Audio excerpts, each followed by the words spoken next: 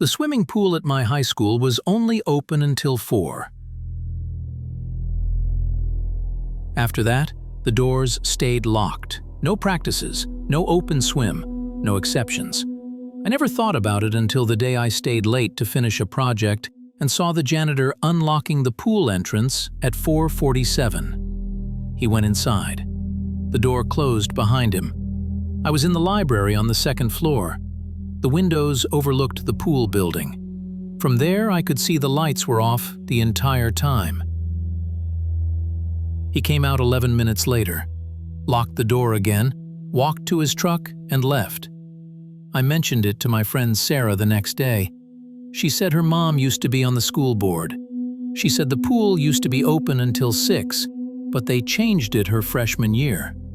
She didn't know why.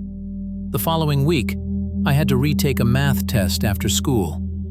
I finished around 4:30 and took the long way to the parking lot so I could pass the pool building. The janitor's truck was already there.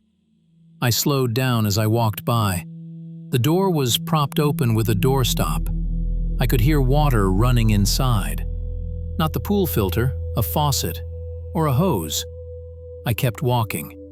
That Friday, the principal announced during morning assembly that the pool would be closed for maintenance the following week. He mentioned resurfacing, chemical balancing. There was no construction crew, no equipment.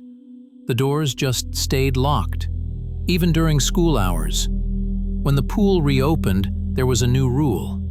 No one could enter the locker rooms alone, not even to change.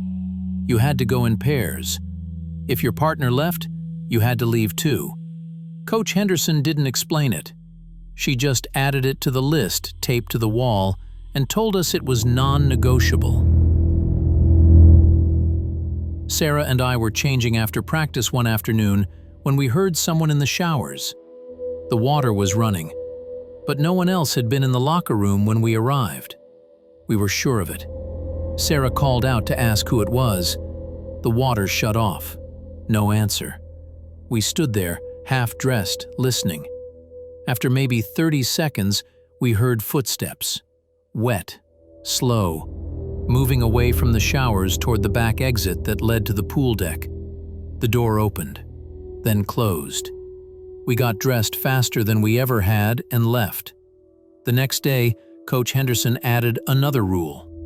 If you heard someone in the locker room but couldn't see them, you were supposed to leave immediately and report it to the front office. She didn't say why. No one asked. 2 weeks later, a girl named Morgan didn't show up to practice. Coach said she'd transferred schools. When someone asked where, Coach said she didn't know. Morgan's locker stayed full for the rest of the semester. Her lock was still on it. No one cleaned it out. After that, I started noticing things.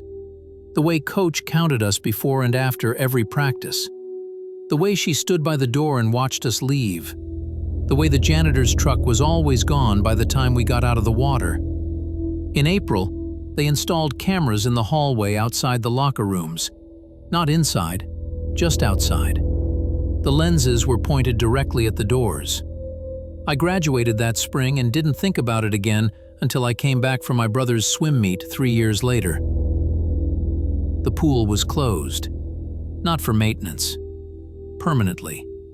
There was a chain across the door and a sign saying the building was no longer in use. They'd built a new aquatic center across town. The old pool was scheduled for demolition. I ran into Sarah in the parking lot. She'd come back to watch her sister compete. She said they'd moved all the meets to the new facility halfway through the previous season. She said something happened, but no one would talk about it. I asked what she meant.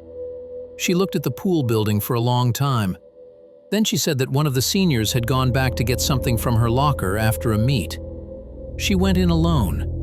When her parents came to pick her up an hour later, her car was still in the lot. They found her shoes by the pool. Everything else was in her locker. Her phone, her keys, her bag. Sarah said the police searched for 2 days, dragged the pool, checked every room, reviewed footage. They never found her. I asked if they knew what happened. Sarah shook her head. Then she said the cameras caught her walking into the locker room. They never caught her walking out.